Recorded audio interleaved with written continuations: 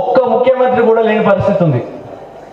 అక్కడక్కడ ఎమ్మెల్యేలు ఎవరైనా ఉంటే వాళ్ళు ఎవరికైనా ఉంటున్నారో వాళ్ళు మాట్లాడే గలవున్న నాయకులు కూడా రాజకీయ పరిస్థితిని దృష్టిలో పెట్టుకొని మాట్లాడలేని పరిస్థితుల్లో, సాధించలేని పరిస్థితుల్లో వాళ్ళు ఉన్నారు.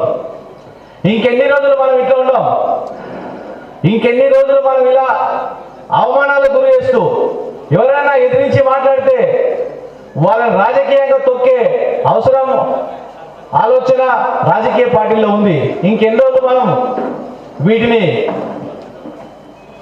ఎదుర్కోవాలని, అదేవిధంగా సామాజిక తెలంగాణ అని చెప్పే మనం తెలంగాణ ఉద్యమంలో పార్టిసిపేట్ చేసి త్యాగాలు చేసి తెలంగాణ తెచ్చుకున్న తర్వాత ఈ తెలంగాణ రాష్ట్రంలో 54% ఉన్న మనకి మన వాటా దక్కట్లేదని చెప్పేసి మనం గర్జించాల్సిన అవసరం ఉంది.